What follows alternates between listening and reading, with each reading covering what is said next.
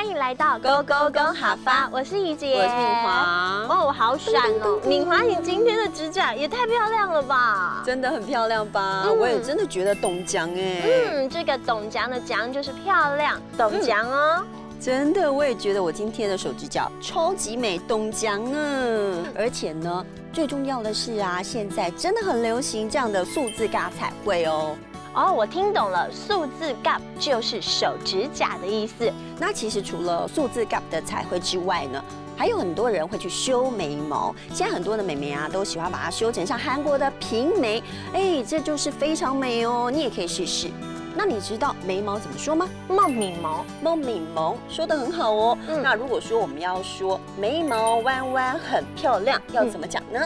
应该要说梦敏毛弯弯董江。梦敏毛弯弯董江。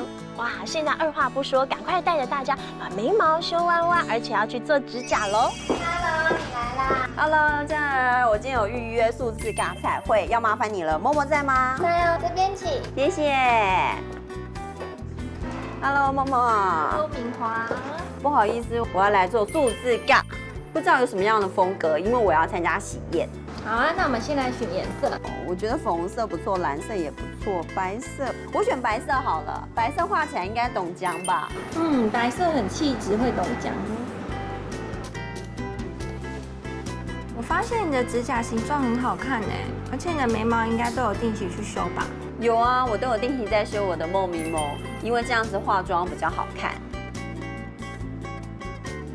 哇，它有贴钻又有花纹呢！你看我今天的数字嘎董江哎，你看是不是很美呢？我今天这可是豪华的贴钻系列哦。哦，不过去做之前，我们还是先帮大家复习一下今天教给大家的客家话好了。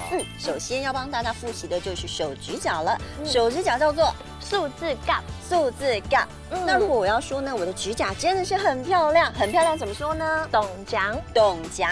那如果说除了手指甲之外，我也要修眉毛，眉毛怎么讲呢？梦敏毛，梦敏毛。那如果说眉毛弯弯很漂亮，要怎么说呢？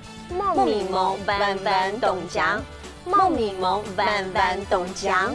哇，今天教给大家很多实用的客家话，下期去做指甲或者是修眉毛的时候都可以用上哦。今天 Go Go 公好发就先到这里，我们下次见喽！下次见，拜拜。